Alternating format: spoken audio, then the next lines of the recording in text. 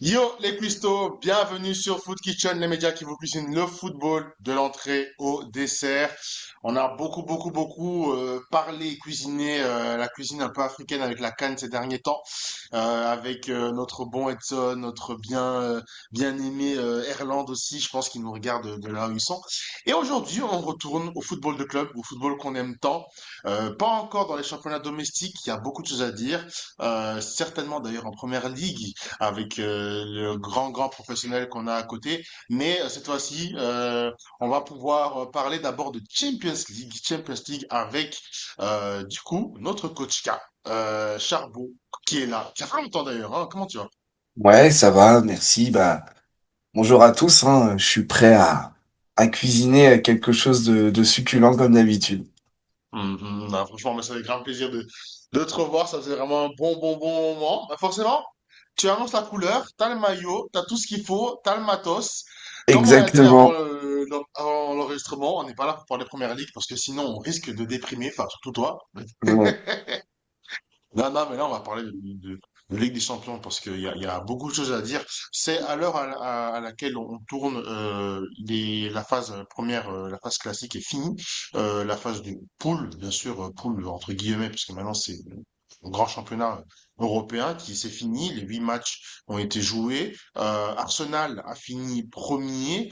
Beaucoup de choses à dire, beaucoup de déceptions, beaucoup de surprises, beaucoup de confirmations aussi. Et donc simplement, on va pouvoir chacun donner le club favori pour la suite, le club qui est un peu qui a le plus déçu, et ensuite, bah, pour finir, peut-être le club à suivre, le club un peu surprise de cette édition. Déjà, premièrement, est-ce que tu es satisfait? Est-ce que ce nouveau format de Ligue des Champions, parce que on a encore, ça fait quoi, la deuxième année, troisième année qu'on est dans ce format-là, Deuxième, ouais. toi, t'es pleinement convaincu de ce format ou t'es encore un peu nostalgique? Non, du tout. Moi, j'apprécie le nouveau format parce qu'il permet à tout le monde d'exister. Je pense que si tu repars sur un format classique avec enfin avec quatre équipes, match de poule. Je pense que des équipes, par exemple, comme Karabag ou Bodo Glimt, je suis pas sûr qu'elles passent. Même Monaco. Non, ça nous permet aussi de voir deux équipes qu'on voit pas souvent et ça leur permet de gratter un tour en plus. Et c'est, je trouve, c'est ce qui est intéressant. Et moi, je trouvais que c'était un petit peu par rapport dénigrer un peu l'Europa League parce que il suffisait que tu finisses troisième. T'es rien fait de la compétition, t'as réussi à finir troisième, t'es renversé en Europa League alors que les autres ont galéré. Donc là, je trouve que les équipes qui sont éliminées et elles avaient qu'à faire mieux. C'est ça, exactement, tout à fait. Je suis tout à fait d'accord avec toi. C'est vrai qu'il y a beaucoup de choses sur lesquelles qui peuvent nous pousser à taper du poing sur la table par rapport à ce que l'UEFA peut proposer ou même la FIFA peut proposer. Là, du coup, ce que l'UEFA a proposé, je trouve que c'est quand même une des meilleures idées modernes pour mettre en avant la philosophie du foot comme on le voit, c'est-à-dire la philosophie de soit tu gagnes et tu restes dans la compétition, soit tu perds et t'es éliminé. Mais c'est pas comme si l'Europa League va être pour toi un lot de consolation. Donc à ce niveau-là, moi, je suis bien d'accord. Écoute, on va directement rentrer dans le vif du sujet, hein, pour pas perdre de temps. Je propose qu'on démarre avec le club peut-être favori, parce que j'ai l'impression peut-être qu'on a une unanimité, peut-être pas, je sais pas. Ah, Non. ok. Je mettrai jamais Arsenal en favori parce que je connais trop bien mon club pour le faire. Mais moi, je vois une équipe, par contre, de Première Ligue qui, pour moi, est favorite sur ce que j'ai vu. J'ai vu le match contre Marseille. J'ai vu un petit peu le match hier soir. Et ce que propose Liverpool en Ligue des Champions, c'est très cohérent. Donc attention. Mais pour moi, grand favori, c'est le Bayern. Parce que, parce que le Bayern est quand même très costaud.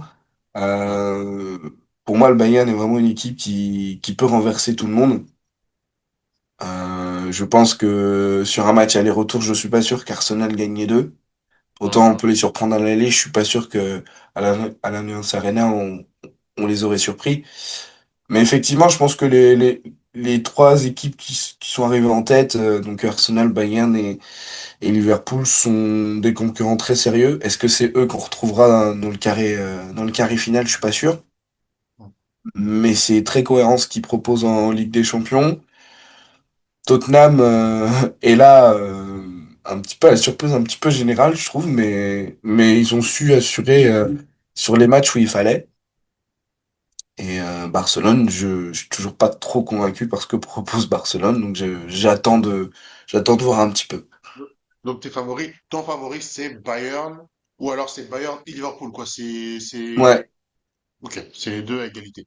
Ok, je vois. Bah, écoute, c'est vrai que moi, en fait, en préparant cette émission, je me suis dit, c'est quand même une dinguerie de mettre Arsenal favori, enfin, que je mette Arsenal comme favori, et pourtant, je les mets en favori parce que je me dis, si ce n'est pas cette année, c'est quand? Parce que il y a quand même, t'as quand même City, alors qui sont qualifiés directement, mais qui sont, je crois, huitièmes du coup. T'as Real qui est neuvième, t'as le PSG à nouveau qui n'est pas qualifié, enfin, qui est dans les barrages. Et à l'heure où on tourne, je crois que le tirage au sort des barrages est en train de se faire, je crois, parce que j'ai cru voir certaines affiches tomber. Voilà, t'as ces gros qui sont dans les barrages, même l'Inter au final. Donc je me dis. Là, moi, Arsenal en Ligue des Champions m'a vraiment fait encore meilleure impression que par le passé, que même l'année passée, ou enfin la saison passée, où ils ont fini demi-finalistes, on le rappelle. Là, pour le coup, pas de défaite, meilleure défense, et le jeu proposé est énorme, parce qu'en fait, si on regarde juste à la différence de points, c'est ça qui est, c'est un championnat, c'est un peu un format de championnat, mais c'est pas vraiment un championnat parce que les points sont très resserrés entre chaque club. Ce qui distingue un club d'un autre, pour moi, c'est la qualité de jeu, c'est ce que chaque club propose. Et c'est vrai que ce que Liverpool propose en termes de jeu, en Ligue des Champions, précisons, c'est vraiment quelque chose de super intéressant, super solide. Arsenal, bah, pour l'instant, pareil, quoi. Et je trouve surtout ce qui m'a marqué, c'est que les messages, en fait, il y a des victoires qui sont en forme de messages envoyés aux gens. Et le 3-1 contre le Bayern, le 3-1 contre l'Inter, pour moi, c'est deux gros messages de cette fois-ci, on est vraiment là. Par contre, bien entendu, me met en réserve, c'est le fait qu'on connaît Arsenal. Donc, du coup, on sait qu'à un moment donné, à tout moment, ça peut péter. Et puis, je crois que tu l'avais déjà dit dans un autre épisode, le fait de jouer à l'extérieur, ce n'est jamais une facilité pour vous, les Gunners. Il y a comme tu parlais, le fait de jouer contre le Bayern à l'aller ou au retour, gagner les deux matchs, ça peut être compliqué parce que j'ai l'impression que souvent à l'extérieur, le fait qu'il y ait plus de pression et que Arsenal ne soit pas un club qui, historiquement, gère super bien la pression, fait que je ne peux pas les mettre en seul favori. Donc du coup, je les ai mis en favori avec le Bayern. Parce que pour moi, j'ai l'impression que c'est les deux clubs qui ont un peu le champ libre parce que bah, leur parcours pour moi est énorme. Je suis un fan de Liverpool, mais j'ai l'impression que Liverpool, je sais pas, j'ai pas. Bien sûr, en Ligue des Champions, ils sont énormes, mais je sais pas, j'ai l'impression qu'il n'y a pas. t'as l'impression que c'est un petit peu un cran en dessous. Ouais, quand même, c'est pas la même chose, c'est pas le même délire. Mais maintenant, effectivement, c'est vrai qu'ils sont très chauds.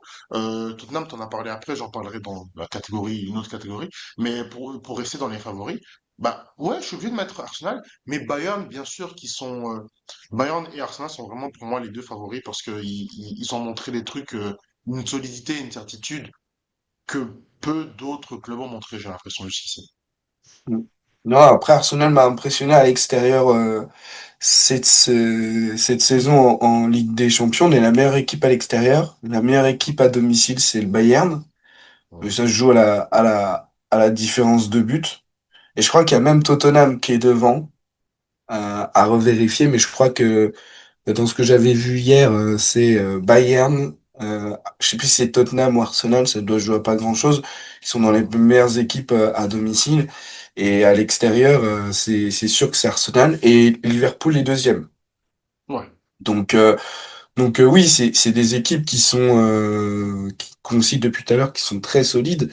Et c'est vrai que Arsenal a su gérer ces 8 matchs de Ligue des Champions assez sereinement. On nous a rarement vu paniquer, même contre le Bayern, on a eu 10 minutes de flottement en fin de première mi-temps. Puis après, en deuxième mi-temps, on a repris la route en marche et je sentais que ce match-là, on ne pouvait pas le perdre.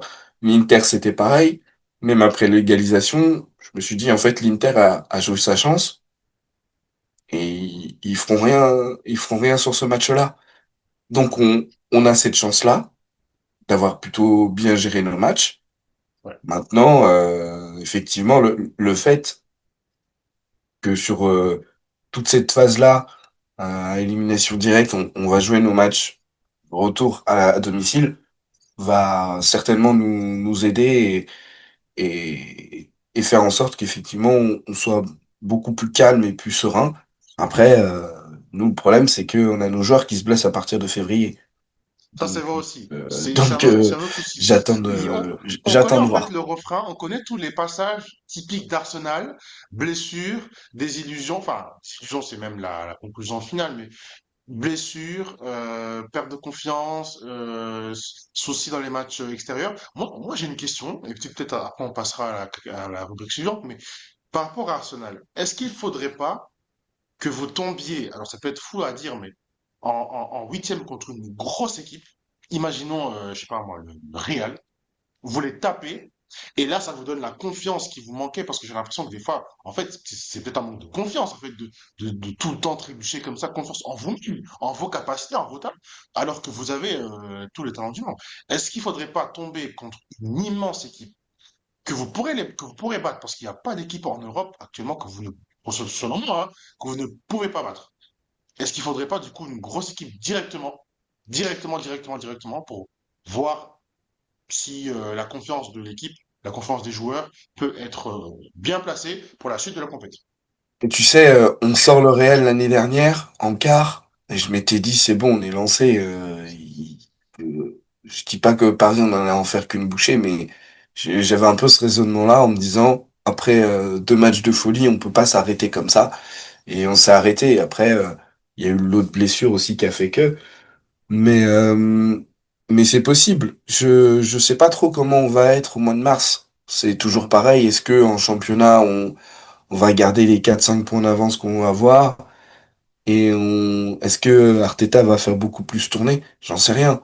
Pour moi, la mhm, rotation qu'on a actuellement avec Arsenal, elle est pas bonne. mhm.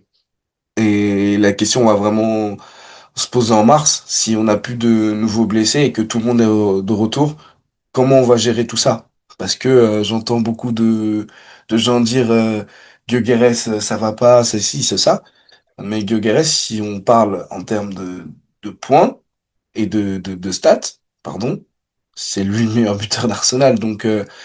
Mhm. Donc il y a tout ça à gérer. Il y a le cas Eze aussi par rapport à Odegaard, Ouais, où il y a tout ça en fait. Je sais pas comment Arteta va gérer ça parce que il a voulu avoir un banc plus étoffé. On a une équipe beaucoup plus étoffée. Par contre, il faut faire attention au temps de jeu et que tout le monde soit concerné. Et moi, effectivement, c'est plus là-dessus que j'attends de voir son management pour voir comment tout le monde va être concerné. ouais, Donc, ouais, bien sûr. c'est là-dessus, je pense que ça va jouer. Ça va jouer sur des connexions, ça va jouer sur ce qu'il aura envie de mettre en place sur ces matchs-là. Mhm. Après, il y a beaucoup de grosses équipes quand même qui sont en barrage, donc je pense que si tout se passe bien pour eux, pour elles, pardon, pour ces équipes-là, normalement tu tapes une grosse équipe en quart, donc en huitième, Ouais. pardon. Donc oui, les huitièmes vont être très très intéressants pour tout le monde. Ouais, Et là, bien pour sûr. le coup, on va vraiment se retrouver avec les meilleures équipes européennes.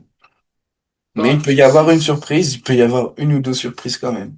Et ce que j'espère quand même pour le football, ce serait bien. ouais, bien sûr, bien entendu. Après, c'est vrai que bah, si on parle vraiment de la logique du football, en tout cas cette saison, n'importe quel gros qui affronterait Arsenal devrait se sentir pas malheureux, mais en tout cas malchanceux de tomber contre cet Arsenal-là. En fait, c'est l'adversaire qui devrait avoir peur de jouer cet affrontement. Ce ne devrait pas être Arsenal. En fait, pour moi, Arsenal est en position de force jusqu'à la finale. Ce sont eux les épouvantails, ce sont eux qui font peur. Maintenant, bah, effectivement, c'est plus en interne peut-être alors de voir si Arteta, comme tu as dit, trouvera la rotation. Surtout que en Ligue des Champions, c'est aussi une question d'ajustement tactique au fur et à mesure des étapes huitième de finale, quart de finale. On sait très bien que les équipes montent en régime.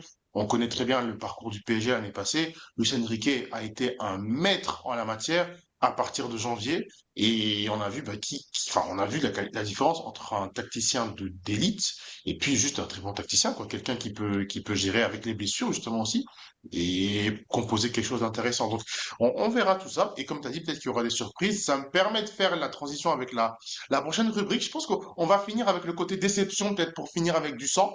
Mais, Exactement. voilà. Mais on va passer du coup à la côté surprise parce que tu parlais d'un club, donc je vais commencer pour le coup, mais pour mieux te relancer ensuite, parce que tu parlais de Tottenham, et moi c'est mon club un peu à suivre, un peu un club surprise de cette saison, parce que clairement, pour moi c'est vraiment la stratégie du mine de rien, comme j'ai appris il y a pas longtemps, la stratégie du mine de rien. C'est-à-dire que mine de rien, ça gagne des petits matchs, mine de rien, ça ne fait pas de bruit, parce que du coup tu te dis que bon, ils ont gagné, mais le prochain match ils le perdront. Mais au final, bah, je parlais de victoires qui donnent des messages. Bah, au final, tu gagnes contre, je crois, Copenhague à 10 contre 11, et quand ils sont à 10 contre 11, ils en mettent 2, alors qu'ils sont à 10. Après, ils gagnent aussi contre, je crois, que c'est Slavia Prague, ils gagnent contre Dortmund, ils gagnent contre Francfort.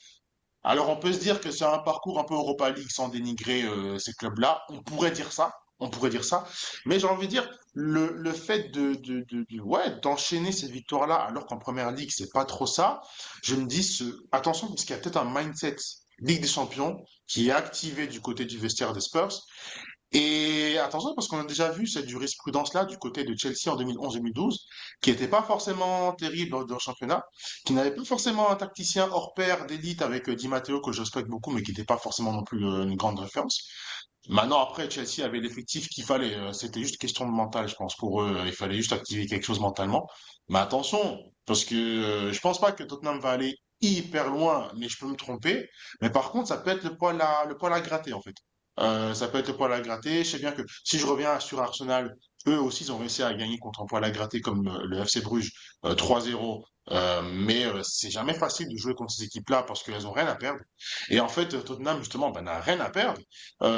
Limite, leur saison européenne est presque déjà réussie. Je veux dire, si s'ils s'en sortent en quart, s'ils partent en quart, ils partent en huitième. Honnêtement, avec ce nouveau format-là, respect, parce que du coup, tu as quand même réussi à être dans les 8 premiers et personne n'imaginait ça, quoi.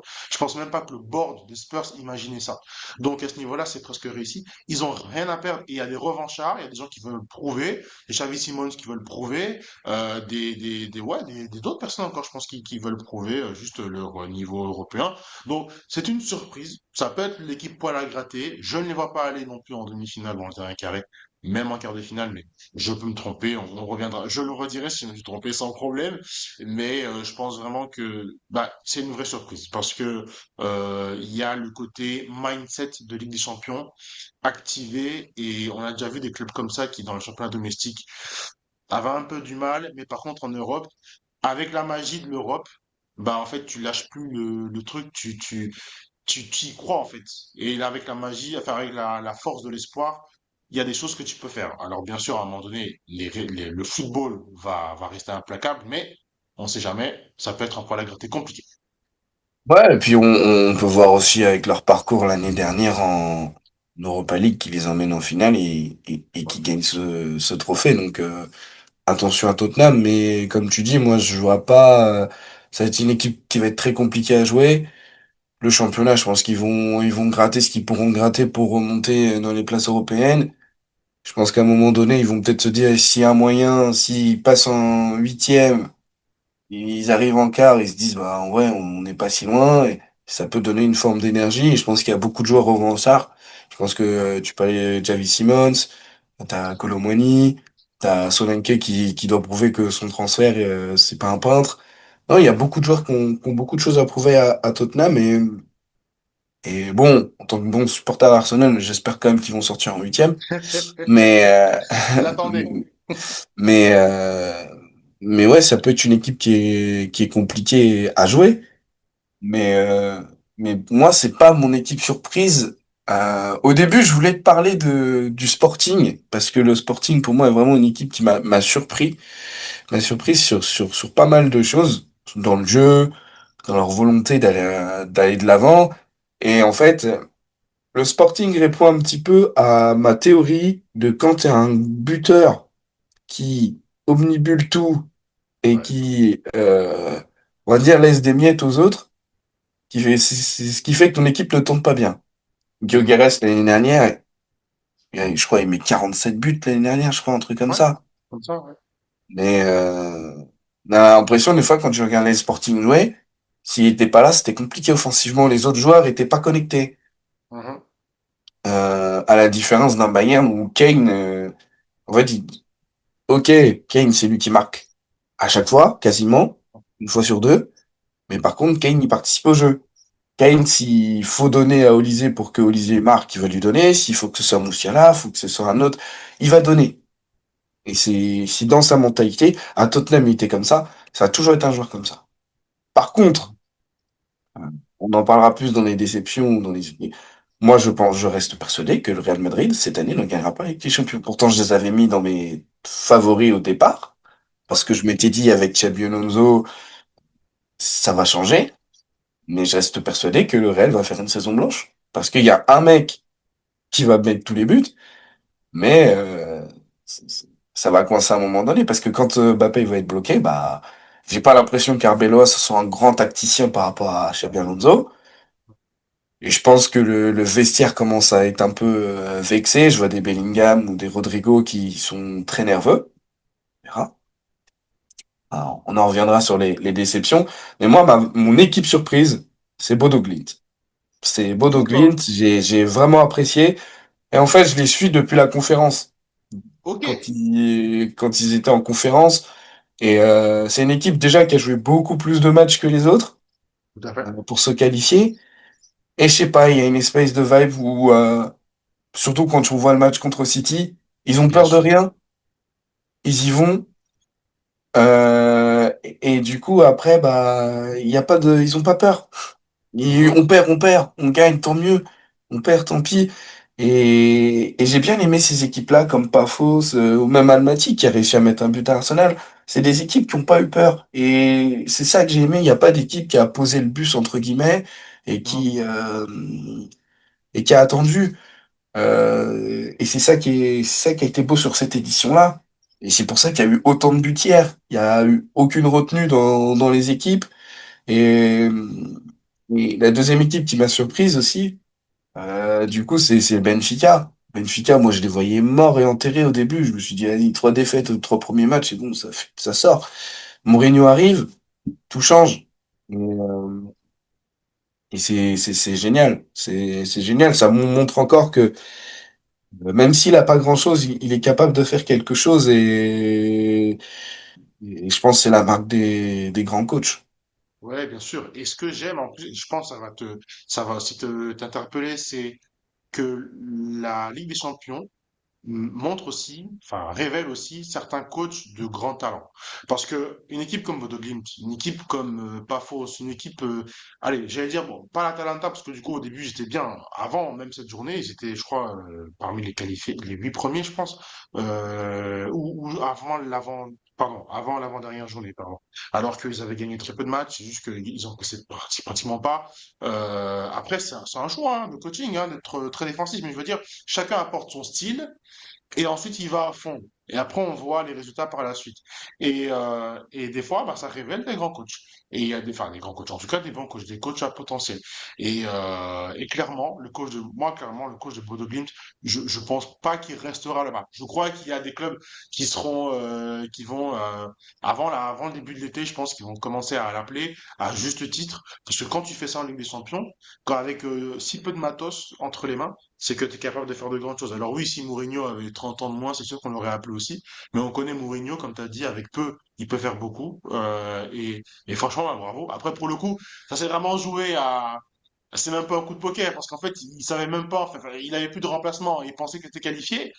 Parce qu'il a expliqué après l'interview qu'il pensait qu'il était qualifié, puis on lui a dit qu'en fait, non, t'es pas qualifié. Il faut encore mettre un but, mais t'as plus de remplaçant. Donc du coup, il a seulement fait rentrer enfin rentrer. Il a laissé son gardien monter et puis ben, on connaît l'histoire et je pense que ça va faire le lien avec, en tout cas, moi, ma déception me fait d'abord te laisser parler parce que du coup, moi, ma déception, pour ceux qui savent mon amour pour le PSG, je pense qu'il n'y a pas de surprise. Bah, déception et joie, mais, mais pour le coup, voilà, je te laisse d'abord parler de ta déception, mais tout à fait d'accord avec la surprise de Bodo Glimt, tout à fait. Ouais, non, c'est sûr. Je pense que leur coach, effectivement, je suis d'accord avec toi. Je rebondis là-dessus. Effectivement, il fait de bonnes choses, mais j'ai plus l'impression qu'il est bien là-bas. Et je pense que des fois, quand t'es bien, faut mieux rester avant de tenter quelque chose. Après, on sait pas, on verra bien. Moi, j'en ai deux grosses déceptions. Ah, Vraiment très déçu. Bah, du coup, l'Olympique de Marseille, parce que ok. t'as pas le droit de prendre 3-0 alors que tu sais que c'est un match qui est important. Alors, on peut me dire, on a été volé au Real, on a été volé face à l'Atalanta, peu importe, il y a des résultats que tu devais mieux faire. Hmm. Donc à un moment, tu peux t'en vouloir qu'à toi-même. Hmm. Et moi, ma question, elle se pose toujours sur des Derby. Tu te rappelles quand on avait déjà parlé des clubs Le Derby français, Ball. je disais que j'étais toujours pas convaincu parce que ils me montraient. On est capable de se sublimer contre Lens, les premiers du championnat. Et le match d'après, on est inexistant contre Bruges. Donc, j'ai l'impression que les joueurs sont perdus. Il y a trop de changements. Enfin, j'ai pas l'impression que ce soit très, très solide, tout ça. Ouais, ouais, ouais. Un peu trop Je dois foufou. intervenir, enfin, j'ai envie d'intervenir parce qu'en fait, c'est ma déception aussi. Et en fait, moi, j'ai l'impression que la philosophie, enfin, cette défaite, c'est la défaite d'une philosophie. Que la philosophie de tout le temps vouloir bouger les choses, la philosophie de l'instabilité, que ce soit au niveau du club, au niveau de l'institution, au niveau des transferts, il y a tout le temps, enfin le marché des transferts à Marseille est une plaque pardon, tectonique qui ne fait que bouger, qui ne fait que qu'être instable en fait. Tu n'as pas de stabilité. Et ce qui est bien, c'est qu'ils ont perdu contre une équipe du FC Bruges. Pour le rappel, je suis belge, je connais cette équipe-là. C'est une équipe qui, jusqu'aujourd'hui, ils ont encore leur capitaine Hans Van Aken, ils ont encore leur gardien de but Mignolet, Simon Mignolet. C'est des mecs, et bien sûr d'autres gens autour, mais par exemple, ces deux-là, ils auraient pu partir depuis longtemps. Ils sont là parce qu'on a la culture du cadre, d'avoir des gens qui restent, qui donnent la culture brugeoise. C'est quoi la culture brugeoise? Viens, je vais t'expliquer. Même si tu as un gars qui vient de... Il y a 2 saisons, ils ont pris un gars en prêt qui venait du Barça B, Jutgla, l'attaquant catalan Jutgla, qui a commencé à super bien jouer. Bah, il avait quand même des cadres à côté de lui à qui il devait révérence, entre guillemets, bien entendu, mais parce qu'il y avait déjà une culture. Donc, même si tu viens du Barça B, merci beaucoup, mais ici c'est Bruges. Et ici, il y a une culture et qui nous permet de gagner ou pas. Mais en tout cas, c'est une culture. Et en fait, à Marseille, l'instabilité même dans la culture, l'instabilité dans le coaching aussi, l'instabilité dans la tactique aussi. Là, un jour, ça peut être en 4-3-3, un jour, ça peut mettre du Vermeeren au milieu de terrain, mais Vermeeren, c'est pas la même chose qu'un compte Dogbia. Donc, à un moment donné, c'est pas les mêmes connexions avec l'attaque, c'est pas les mêmes projections non plus. C'est toutes ces genres de petites choses qui créent la culture de ton club. On ne sait pas où est-ce qu'on met les pieds quand on devient joueur de Marseille. Et donc, du coup, on ne sait pas se reposer sur des acquis au moment où on est dos au mur. Parce que quand tu es dos au mur, je suis désolé, tu te reposes sur tes acquis, sur les choses que tu connais, les choses que tu maîtrises pour pouvoir au moins canaliser l'adversaire. Et là, je suis désolé, bah, c'est une défaite de la philosophie du club. Ouais, je suis entièrement d'accord. Et hier, j'en discutais avec des amis footeux aussi. Et moi, je disais que, et je répète encore cette phrase, je dis que si ça avait été Tudor qui avait eu les mêmes moyens que des Herbie, déjà, je pense qu'on serait en tête du championnat avec 4-5 points d'avance parce que je vois que Paris, c'est pas trop ça. Mmh. Et Tu puis l'avais dit même, en plus, ça, tu l'avais déjà dit ça. Tudor, il a l'air d'être quand même très têtu parce qu'il reste pas beaucoup dans les clubs où il est parce Ouais. que je pense qu'il a sa philosophie, il a son cadre, mais il changera pas parce que alors peut-être qu'il a trop la science infuse, il est trop dogmatique, peut-être, mais il a sa philosophie. Et quand on voit les bons résultats qu'il peut obtenir avec pas grand-chose, bon, moi je pense qu'on devrait lui laisser un peu plus faire. Mais après, c'est ma façon de voir. Mais je pense que avec ce coach-là, tu te qualifies et t'es peut-être, allez, je dis pas que tu finis dans le top 8, hein, pas du tout, hein. Mais Mmh. je pense que tu Mmh. finis 14e et il y a rien à dire. Il y a des matchs où avec lui, c'est sûr qu'on gagne parce que tu as la culture de l'effort et tu fais les choses correctement. Avec l'effectif qu'on a, les joueurs qu'on avait, c'est inconcevable de finir derrière bah, Bodo Glimt, derrière Karabakh et derrière Monaco qui a rien montré. Monaco, ils s'en sortent, et pourtant, bah ouais, mais Monaco, ils se sont allés gratter des points là où il fallait gratter des points. C'est ça. Ils ont pas Et plié contre la Juve. Et on avait pronostiqué en plus l'inverse, enfin, on avait Ouais, pronostiqué, ouais, moi parce que tu te dis, mais comment Monaco va pouvoir s'en sortir avec la dynamique, alors que Marseille, bon, ils vont quand même réussir à grappiller des petits points, même grappiller des points, ça n'a pas fonctionné, ça n'a pas réussi. non, ça n'a pas fonctionné du tout. Et du coup, c'est ce qui rend hyper triste. Et on se dit, ouais, c'est cataclysmique de se faire éliminer. Mais en fait, on parle beaucoup du match de Benfica, parce que c'est ce match-là qui élimine Marseille. Et le match qui élimine Marseille, c'est d'avoir perdu contre Bruges. Ouais. Tu perds contre Bruges. Tu perds 3-0 contre Bruges. Alors que tu sais que ça peut être un match potentiellement important pour te qualifier.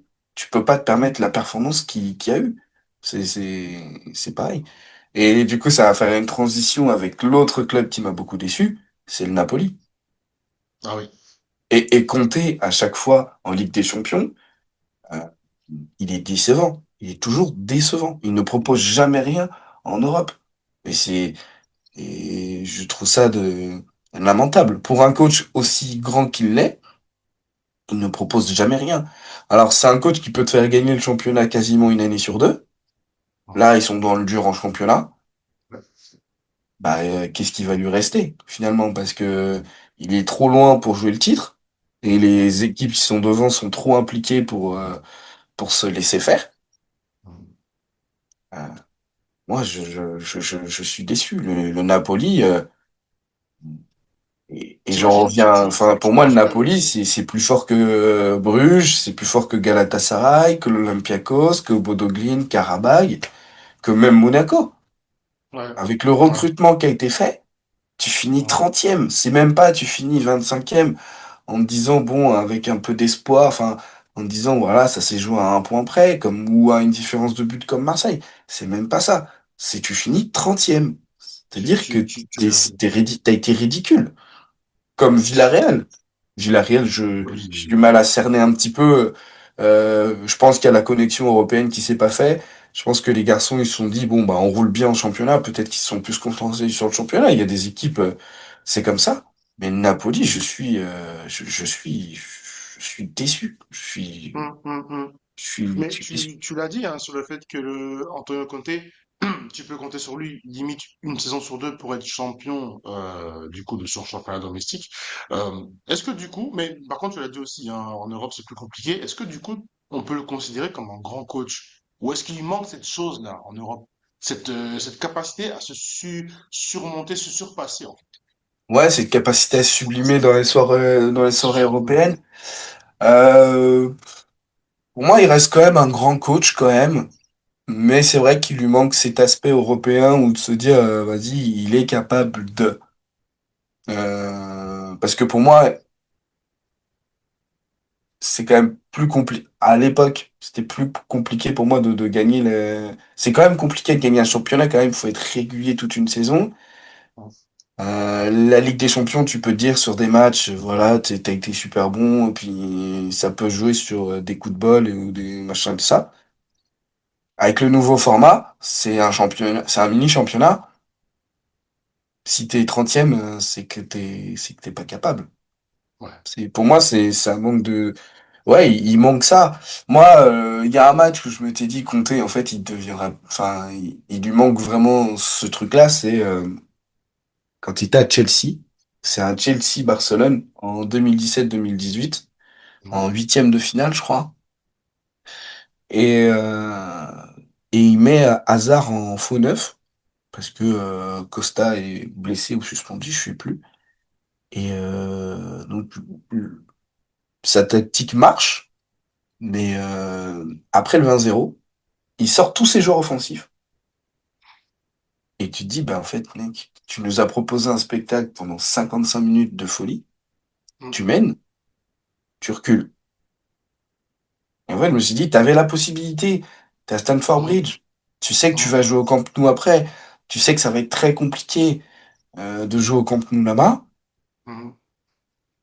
et tu t'essayes pas de tuer le match. Et je me suis Ouais. dit, bah, il va se faire punir. Et je crois que c'est Iniesta qui marque un partout, et moi je dis, bah c'est bon, Chelsea est éliminé. Et ils Ouais. perdent 4-1, je crois, là-bas, à Barcelone. Je pense que Conte, c'est pas un... Il faut que ce soit régulier, lui.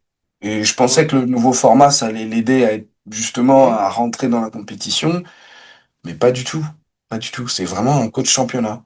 C'est Ouais, d'accord. limite, il faudrait que ce soit quelqu'un d'autre qui soit sur le banc, peut-être un Di Matteo à la place, qui Ah, prenne l'équipe sur des matchs comme ça. Je sais pas.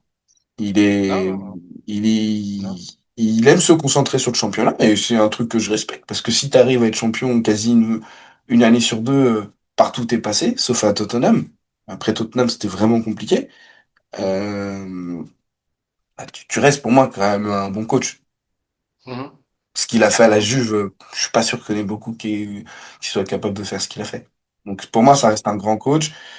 Il lui manque peut-être ce degré, effectivement, coupe européenne pour Mhm. passer un cap. Ouais, je vois ce que tu veux dire.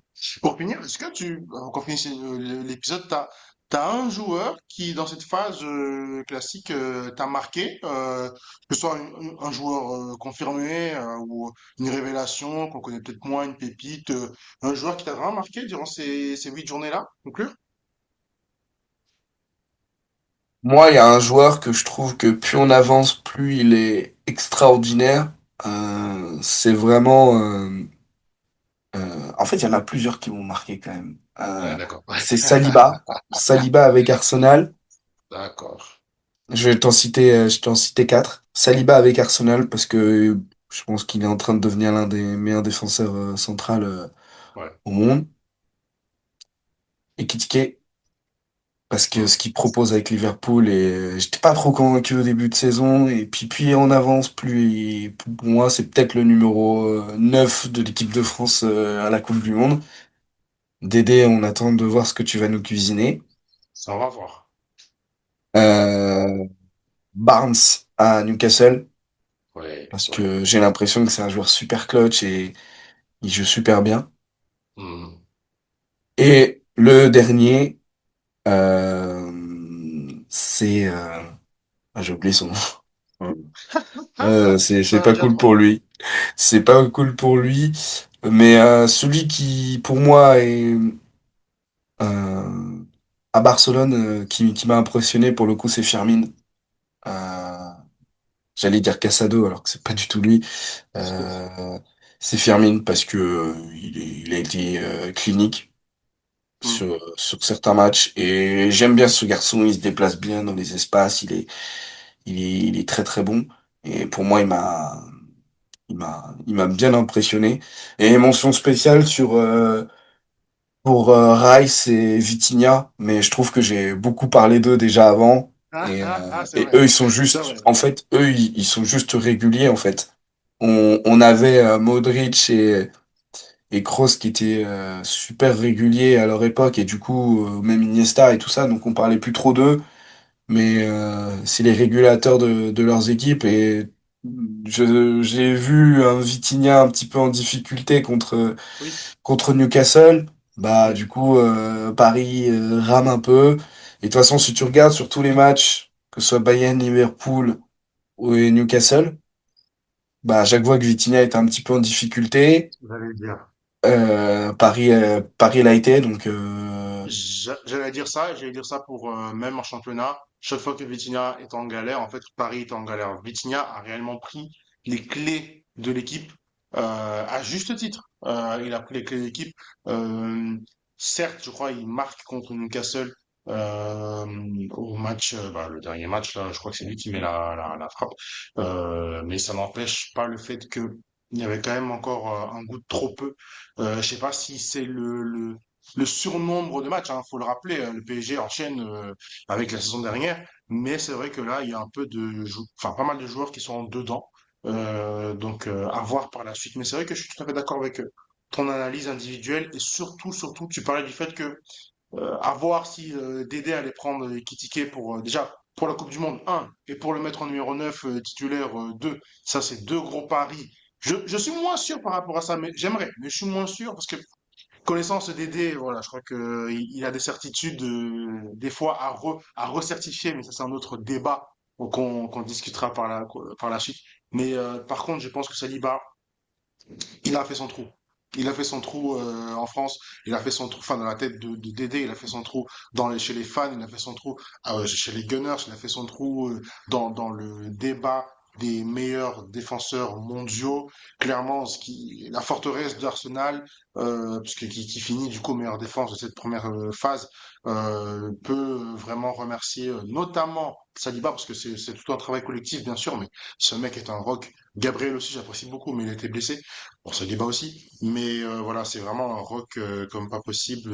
Et j'ai hâte de voir du coup les fameux duels du coup qu'il y aura contre les grands attaquants. Hein, il y a encore, enfin, je veux quand même le voir contre un mec comme par exemple, ça peut être bête, mais un mec comme Osimhen, c'est pas encore une fois, c'est pas le club qui va, Galatasaray ne va pas aller en finale, pas de souci, mais des fois tu dois passer en Europe par des épreuves comme ça, des épreuves du feu, pour voir si tu as vraiment passé ce palier-là. Et je crois que des mecs comme Osimhen, ouais, des gens comme ça, on va pouvoir voir Osimhen, vraiment c'est pas un, c'est pas un c'est pas cadeau, n'importe hein. quoi. C'est pas n'importe Osimhen, quoi. c'est pas un cadeau. Non, non, mais il y a Ouais, des ouais, ouais. équipes comme ça. Même Solanke, on en parlait Mm, de Tottenham, c'est pas un cadeau. Et je trouve que sur les équipes, sur les grosses équipes, t'as toujours t'as toujours des joueurs où c'est pas des cadeaux devant, quoi. Si tu regardes les mhm, 8 premiers, mhm, à part l'attaquant du Sporting, qui on va mettre un petit peu en dessous, Manchester, Haaland, mhm. t'as Chelsea, t'as Delap, t'as Joao Pedro, t'as Estevao, enfin t'as toujours un mec devant qui, voilà. Barcelone, t'as Yamal, t'as Rashford, t'as Lewandowski. Mhm. Liverpool, t'as Ekitike, t'as Chiesa, parce que Chiesa, mine de rien, il Oui. commence à jouer et il commence à reprendre plaisir. Donc attention à Chiesa, moi c'est un joueur que j'aurais adoré voir à Arsenal parce que il pouvait Mhm, jouer sur tous les flancs de l'attaque, donc c'est un joueur qui est mhm. très intéressant. Et puis Mo Salah aussi, hein, parce que Oui, bien sûr. Toujours il est là. en train de revenir. Je pense qu'avec Slot, c'est en train de rentrer dans le rang tranquillement.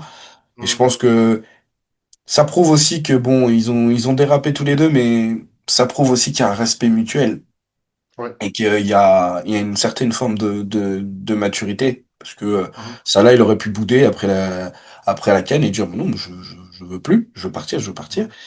mhm. Ouais. Peut-être qu'il a toujours envie de partir, peut-être qu'il n'y a pas eu de proposition aussi, faut être honnête, mais il y a quand même un attachement professionnel qu'ils ont eu tous les deux. Je pense qu'ils ont quand même discuté, parce que je pense qu'il était temps de discuter quand même. Et Mhm. je pense que ça va rentrer dans l'ordre. Et je pense que Liverpool va revenir, même en première ligue, ça va être très dangereux. Puis comme on a dit, un Kane aussi pour le Bayern devant, c'est fort. Et Arsenal, c'est pour moi que Guedes a montré en Ligue des Champions qu'il était costaud. Gabriel Jesus, il a son expérience pour lui. Havertz, il est là aussi. Donc, puis on a toujours notre super numéro 9 Merino aussi, qui toujours à mettre un petit but clutch. Non, non, mais je trouve que enfin, déjà, les 16e vont être très, très, très intéressants. Mhm. Et je pense que les huitièmes de finale de Ligue des Champions, il y aura, on va se régaler. Je pense que cette Ouais, édition, on va se régaler. Plus que l'année bien sûr. dernière. Ouais, bien sûr. Non, je suis tout à fait d'accord. Très optimiste aussi avec toi. Et du coup, on aura l'occasion de redécortiquer ça avec toi, hein, pour les prochains épisodes. Exactement. Moi, je Avec suis un... là pour vous cuisiner ce que vous voulez. Pas de problème. Exactement, avec tout ce qu'on aime. En tout cas, Charbon, un tout grand merci. C'était encore un grand plaisir. On s'attrape forcément pour les 16e ou les 8e, dans tous les cas. Mais comme tu Exactement. l'as dit, ce sera avec de grandes affiches. Donc, rendez-vous du coup pour la prochaine. Je sais plus c'est quand les dates par contre des 16e. Je sais pas si tu le sais ou pas. Non, j'ai plus Sinon, les dates en on tête. reverra. Je crois que c'est fin On- février, début mars, un truc comme ça. Mais de toute façon, Ouais, c'est ça. ça va arriver très vite vu que la saison va finir fin mai avec la Coupe du Monde, donc Allez, Coupe du Monde. Tout à fait. ça va arriver Tout très à très fait. vite. Donc, on va vite cuisiner ça. En tout cas, un tout grand merci, Charbot, d'être passé par les fourneaux. Et du coup, bah, à la prochaine, hein. Très bientôt, Et, février, de toute façon. et c'est ça. Allez, à Exactement. bientôt.